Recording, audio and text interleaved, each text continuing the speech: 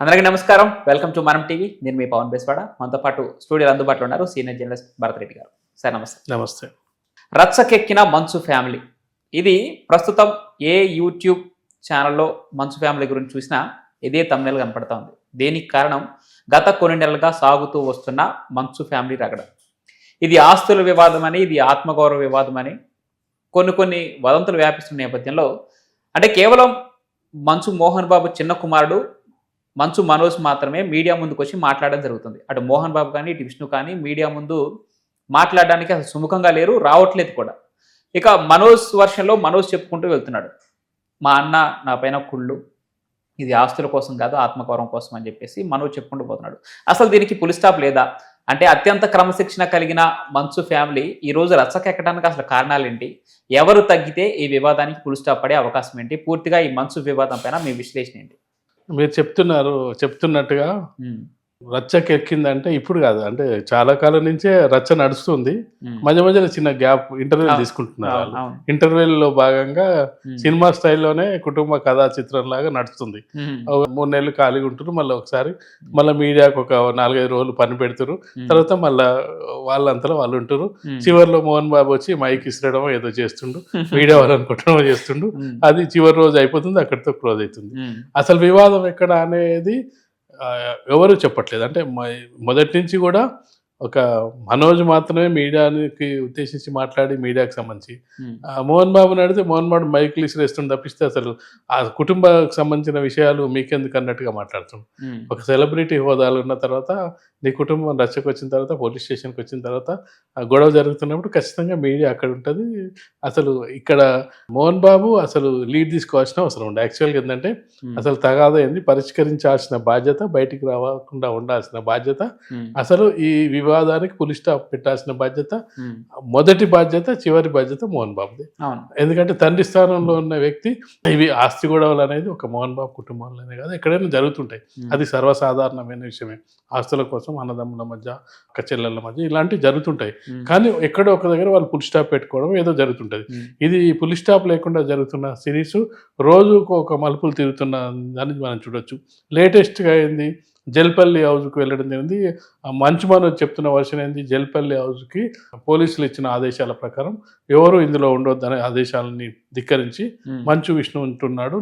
నేను కూడా వెళ్తానని చెప్పి ఆయన ఒక 10 మంది ప్రైవేట్ సైన్యాన్ని తీసుకొని పోయి హ్మ్. లోపలికెళ్ళడానికి ప్రయత్నించారు. సేమ్ టైమ్ ఆ విష్ణు కూడా ఆయన 10 మంది సైన్యంతోటి అక్కడ ఆపడానికి ప్రయత్నం జరిగింది. తర్వాత తను రోడ్డు మీద దీక్ష చేయడం జరిగింది. ఈ సందర్భంగా మీడియా ప్రతినిధులు అడిగిన పలు ప్రశ్నలకు ఆయన సమాధానం ఇవ్వడం జరిగింది. మీడియా సమావేశం నిర్వహించడం జరిగింది. ఆ సమావేశంలో ఆయన చెప్పిందేంటంటే మంచు విష్ణుకి నేనంటే కుళ్ళు చిన్నప్పటి నుంచి. నా సినిమా ఇప్పుడు రిలీజ్ అవుతున్నది. ఆ హ్మ్. సినిమాను 'భైరవ' సినిమాకు భయపడుతుండు. యాక్చువల్‌గా 'కన్నప్ప' సినిమా హ్మ్. రిలీజ్ కావాల్సుండే. అది ఎక్కడ దెబ్బతింటుందో నా హ్మ్. నా సినిమా ముందు అక్కడ అది పేలిపోతుంది. హ్మ్. అది నడిచే పరిస్థితి లేదు. నా హ్మ్. సినిమాను చూసి భయపడి ఇలాంటివన్నీ క్రియేట్ చేస్తున్నాడు హ్మ్. అని ఆరోపించడం జరుగుతుంది. ఎవరి సినిమా వాళ్ళు. మోహన్ బాబు నటించడమే కాకుండా వాళ్ళ పిల్లల్ని కూడా సినిమాలకు తీసుకురావడం జరిగింది. హ్మ్. ఎంత సక్సెస్ అయ్యారు ఎంత అనేది ప్రేక్షకులు నిర్ణయించడం హ్మ్. ఇస్తాడు. ఎందుకంటే కుటుంబ సభ్యులు వచ్చినంత మాత్రం అందరూ సక్సెస్ అయిన దాఖలాలైతే మనకు కనిపించలేదు. అయితే సార్ ఇక్కడ కన్నప్పకి మీరందాక చెప్పినట్టు ఆ కన్నప్ప మూవీకి పెట్టిన భారీ బడ్జెట్ కావచ్చు, లేదంటే తిరుపతిలో ఉన్నటువంటి మంచు ఫ్యామిలీకి సంబంధించినటువంటి కొన్ని విద్యా సంస్థలకు సంబంధించి వీటిపైన కూడా మంచు మనోజ్ హెచ్చరించాడు ముందుగానే. సో, ఆ మంచు మనోజ్ వాటిని ఖాతరు చేయకపోవడం వల్లే ఈరోజు మంచు మనోజ్ విడిపోవడం జరిగిందని ఒక మాట. మరోపక్క మంచు మనోజ్ రెండో పెళ్లి జరిగిన తర్వాత మాత్రమే ఈ గ్యాప్ వచ్చిందని, ఆ గ్యాప్‌ని అంటే మంచు మోహన్ బాబుకి, మంచు మనోజ్‌కి వచ్చిన గ్యాప్‌ని విష్ణు యూజ్ చేసుకున్నాడని ఒకటి. అసలు నిజంగానే ఇది జరిగిందా? మంచు విష్ణు ఆ గ్యాప్‌ని యూజ్ చేసుకునే ప్రయత్నం చేశాడా? మంచు మోహన్ బాబు తన స్వయం కృషితో సంపాదించుకున్నటువంటి ఆస్తులు ఏవైతే ఉన్నాయో, అవి కేవలం విష్ణుకు మాత్రమే అప్పజెప్పే ప్రయత్నం చేస్తున్నాడా? అందుకోసమే మనోజ్ ఆస్తుల కోసమే తన నాన్న వెంట ఉండాలని కోరుకుంటున్నాడా? ఇదంతా నిజమేనా? ఇప్పుడు తల్లిదండ్రులు జనరల్‌గా ఆస్తులు పంచిస్తారు పిల్లలకు. హ్మ్. ఏ విధంగా పంచాలనేది తల్లిదండ్రులు నిర్ణయిస్తారు. అవును. మోహన్ బాబు సంపాదించిన ఆస్తి కాబట్టి అతను ఆహ్, ఎవరికైనా ఇవ్వచ్చు. అలాగే సేమ్ టైమ్ కొడుకులకు కూడా కొట్లాడే రైట్ ఉంటది. హ్మ్. తండ్రి మీద కొట్లాడే అవకాశం ఉంటది. ఏదైతే దగ్గర ఉండి ఆస్తుల్ని తన వైపు తిప్పుకోవడానికి ప్రయత్నిస్తున్నారని చెప్పి ఆరోపణలు చేస్తున్నారో, హ్మ్. తనెందుకు దూరమయ్యాడో కూడా ఆలోచించాలి. హ్మ్. అంటే ఏ కారణంతోటి తను దూరమయ్యాడు. ఎందుకంటే తల్లిదండ్రులు ఎప్పుడైనా పిల్లల పట్ల ఏదో 1%, 2% డిఫరెన్స్ చూపిస్తుండే కానీ దాదాపుగా సమానంగా చూస్తూ ఉంటారు. ఉమ్, అంటే ఇద్దరు కొడుకులు ఉన్న, ఇద్దరు కూతుర్లు ఉన్న వాళ్ళని దృష్టితోనే చూసే ప్రయత్నం చేస్తుంటారు. అవును. ఎక్కడో చిన్న చిన్నగా కొంత ఫేవర్ ఉంటాయి కాబట్టి ఉమ్, పూర్తిగా 100% ఒక్కరి పక్షమై వహించే అవకాశం అయితే తల్లిదండ్రులకు ఉమ్, ఉండదు. ఉమ్, అలాంటి సందర్భంలో ఇది ఆస్తి గొడవలుగా కనపడుతుంది ఒకటి. ఉమ్, ఏది తను రెండో పెళ్లి చేసుకున్నప్పటి నుంచి మోహన్ బాబుకు దూరమైన సందర్భాన్ని కూడా కనిపిస్తుంది. ఏది మనోజ్. ఉమ్, అయితే ఇలాంటి తల్లిదండ్రులకు ఇష్టం లేని పెళ్ళిళ్ళు చాలామంది చేసుకుంటారు. ఉమ్, మొదట్లో కొంత అసంతృప్తి లేకపోతే వాళ్ళ మీద కోపం ఉండి వాళ్ళ ఇంటికి రాకపోవడం ఉండే కానీ తర్వాత కాలంలో దగ్గరైన సందర్భాలు మనం చాలా చూసాం. అవును. ఎందుకంటే మొదట్లో ఉన్న తర్వాత మెల్లగా వాళ్ళు దగ్గరవుతుంటారు. ఉమ్, అసలు అంటే ఇక్కడ ముఖ్యంగా మోహన్ బాబు పాత్ర ఏందనేది ఇప్పటివరకు మనకు బయటికి రావట్లేదు. అవును, ఎందుకంటే అవును. ఇప్పుడు ఇద్దరు తన కొడుకులు ఉమ్, ఈ విధంగా రోడ్డు మీద పడుతున్నప్పుడు ఉమ్, తన బాధ్యత ఏంది? వాళ్ళకు సర్ది చెప్పే ప్రయత్నం చేస్తున్నాడా? లేకపోతే ఉమ్, వాళ్ళకి పరిష్కరించే ప్రయత్నం చేస్తున్నాడా? ఒకరి పక్షం వహిస్తున్నాడు. ఇప్పుడు మనకు కనిపిస్తున్నది ఏంది? కేవలం మంచు విష్ణు పక్షమే వహిస్తున్నట్టుగా మనకు మనోజ్ చెప్తున్న దాని ప్రకారం కనిపిస్తుంది. కానీ తనొచ్చి అలా కాదు, నేను ఇద్దరికి సమానంగానే చూసుకుంటున్నా. ఈ ఈ కారణాల వల్ల మనోజ్‌ని పక్కన పెట్టిన తర్వాతైనా నేను దగ్గరికి తీసుకుంటాను. అంటే ఇట్లాంటి ప్రకటనలు ఇప్పటివరకు ఈ సంవత్సర కాలంలో ఎన్ని సార్లు గొడవలైనప్పటికీ ఎప్పుడు కూడా ఉమ్, మోహన్ బాబు నుంచి ఇలాంటిది ఎప్పుడు కూడా మనకు రాలేదు. ఉమ్, ఎందుకంటే మనం సినిమాలు వేరు, జీవితం వేరు అనేది మోహన్ బాబు గ్రహించిండో లేదో తెలియదు గానీ, ఎందుకంటే మనం ఏదో సినిమాలో చూసినప్పుడు 'పెదరాయుడు' సినిమాలాగా అది ఒక తీర్పు ఇస్తే ఆ తీర్పు అంతా కూడా గ్రామం అంతా కట్టుబడి ఉంటది. ఒక హైకోర్టు జడ్జి వచ్చి అసలు ఏం తీర్పు ఇస్తాడో అని ఆసక్తిగా చూడడం, ఇవన్నీ సినిమాలో సాధ్యమవుతాయి. నీకు జీవితంలోకి వచ్చినప్పుడు అవన్నీ సాధ్యం కాదు. ఇంట్లో తన ఇద్దరు కొడుకుల్ని తను మేనేజ్ చేయలేనప్పుడు ఈ సొసైటీకి ఏం సందేశం ఇస్తారు? సినిమాల్లో మనం చాలా చెప్పుకుంటాం. ఉమ్, కులం లేదు, మతం లేదు, ఆస్తి లేదు, అంతస్తు లేదు అని చెప్తాం. ఉమ్. మరి ఇక్కడికి వచ్చినప్పుడు అవన్నీ కనిపిస్తున్నాయి. జీవితంలో మోహన్ బాబు సినిమా ఉండదు, అవే మాత్రం ఉంటాయి. ఆ? జీవితంలో సినిమా ఉండదు, అవి మాత్రమే ఉంటాయి. అవి కులం, మాత్రమే మతం. ఉంటాయి. ఇవే కనిపిస్తున్నాయి. ఉమ్, సినిమాలో ఏమో అవేం కనిపించాయి. ఆ, ఇక్కడ చూస్తే ఇప్పుడు అతను లవ్ మ్యారేజ్ కు ఈయన అభ్యంతరం చెప్పడం జరిగింది. ఉమ్, ఆస్తి గొడవల్లో ఈ ఎవరి పక్షం వహించాలో తేలట్లేదు.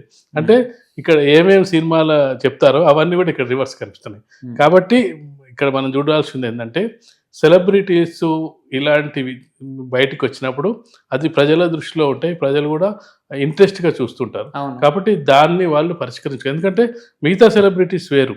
ఉమ్, వీళ్ళు సినిమాలు యాక్ట్ చేసి చూపిస్తారు కదా, ఈ విధంగా ఉండాలి, ఉమ్, ఈ ఆదర్శాలు చెప్తారు, ఈ విధంగా ఉండాలని చెప్తారు. ఒక సొసైటీకి ఒక సందేశం ఇస్తుంటారు. ఈ సందేశాలు ఏమైపోయాయి అన్నప్పుడు ఇవన్నీ బయటకు వస్తాయి. కాబట్టి మంచు ఫ్యామిలీకి సంబంధించింది మనం చూసుకున్నట్టయితే ఈరోజు మంచు మనోజ్ వచ్చాడు, రేపు ఎల్లుండే మంచు విష్ణు వచ్చి చివరికి మోహన్ బాబు ప్రెస్ మీట్ వచ్చినప్పుడు మోహన్ బాబు ప్రెస్ మీట్ మాట్లాడమంటే మరొకసారి మైక్ ఇసిరేసి కెమెరామెన్ కొట్టి లాస్ట్కు ఏమంటారు, లాస్ట్కి చివరికి ఇక దానికి అక్కడికి ఎండ్ చేసి పోతారా, లేదంటే ఉమ్. ఈసారైనా కనీసం దానికి పులి స్టాప్ పెడతారా చూడాలి మనం. అయితే ఎంతో క్రమశిక్షణగా పెరిగిన మంచు మనోజ్, మంచు విష్ణులు అన్నదమ్ములుగా ఉండి కూడా వీళ్ళు దాడులు చేసుకోవడం, పరస్పర దాడులు చేసుకోవడం అనేది కొంత ఆశ్చర్యకరం. ఎందుకంటే మంచు మోహన్ బాబు ఎంత డిసిప్లిన్గా ఉంటారో బయట ఈవెంట్స్లో కావచ్చు, సినిమా విషయాల్లో కావచ్చు, ప్రతి విషయంలో కూడా. అట్లాంటి తండ్రికి కొడుకులుగా వీరిద్దరూ అన్నదమ్ములుగా ఉండి కూడా బయట పబ్లిక్కి తెలిసేలాగా దాడులు చేసుకోవటం, మంచు మనోజే డైరెక్ట్గా పోలీసుల ముందు ఆరోపించడం జరిగింది. మరి ఆ దాడులు చేసుకోవటం ఎందుకు పర్సనల్గా అన్నదమ్ములై ఉండి కూడా? ఆస్తి గొడవలే ఉంటాయి అంతేనా? జనరల్గా. అన్నదమ్ముల మధ్య గొడవలు ఎందుకు వస్తాయి? ఆస్తుల గొడవలకు తప్పిస్తే వేరే గొడవలే ఉండవు. సో అది సెలబ్రిటీ ఫ్యామిలీ అయినా ఎవరైనా సాధారణ ఫ్యామిలీ అనేది పరిష్కరించుకుంటారు త్వరలో. ఏదో ఒకటి అంటే వీళ్ళకి తక్కువ ఆస్తులు ఉంటాయి కాబట్టి ఎక్కడో పులి స్టాప్ పెట్టుకుంటారు, లేదంటే తల్లిదండ్రులు సర్ది చెప్తారు, లేకుంటే అలా రిలేటివ్స్ చెప్తారు, గ్రామ పెద్దలు ఎవరో ఒకరు ఎక్కడో ఒక దగ్గర ఎండు చెప్తారు. వీళ్ళకు ఎవరు చెప్పేవాళ్ళు లేరు, ఎందుకంటే వీళ్ళే చెప్పేవాళ్ళు కదా, వీళ్ళే చెప్పేవాళ్ళు కాబట్టి వీళ్ళకి చెప్పేవాళ్ళు ఎవరు లేరు. కాబట్టి ఇప్పటికైనా వాళ్ళు ఇంకొక విషయం ఏంటంటే లాస్ట్కి చివరికి ఏం చేస్తారంటే ఇదంతా మీడియా సృష్టి అని కూడా మీడియా క్రియేట్ చేసింది, మాకేం గొడవ లేవు అని చెప్పే అవకాశం కూడా ఉంటుంది. కాబట్టి ఇప్పటికైనా ఇది సినిమాలాగా చూసి జీవితాన్ని జీవితంలాగా చూసి జీవితంలో ఇలాంటివన్నీ ఉంటాయి, వీటన్నిటి కూడా మనం సామాన్య మానవులు లాంటి వాళ్ళమే కాబట్టి వీటినన్నిటిని పరిష్కరించుకోవాలి.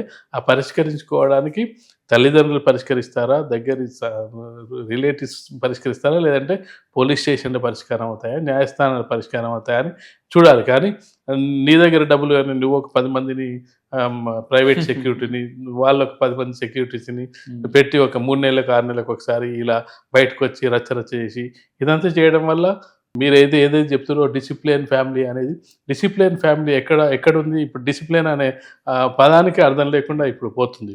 డిసిప్లిన్ అంటే రైట్. నీకు క్రమశిక్షణతో ఉండి అరే మోహన్ బాబు పిల్లలా ఇంత బాగున్నారు అని చెప్పుకునే స్థితిలో ఉండాలి. ఆ స్థితి ఎక్కడ కనిపించట్లేదు. ఎందుకంటే ఆల్రెడీ రోడ్ మీదకొచ్చేయింది, రచ్చ అయింది. ఆ రచ్చ ఒక్కసారి కాదు, ప్రతిసారి అవుతూనే ఉంటుంది. చిలికి చిలికి గాలివాన గాలివానే ఇదే. కనీసం ఆ గాలివాన ఎక్కడో ఆగుతది. ఈ గాలివాన కూడా ఆగట్లేదు.